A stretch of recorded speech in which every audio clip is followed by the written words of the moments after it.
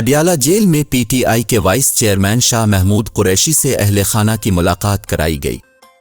Jail हुक्काम के मुताबिक शाह महमूद कुरैशी से उनके अहले खाना की मुलाकात कॉन्फ्रेंस रूम में करवाई गई, जहां पीटीआई के वाइस चेयरमैन से इनकी अहलिया और बेटी ने मुलाकात की।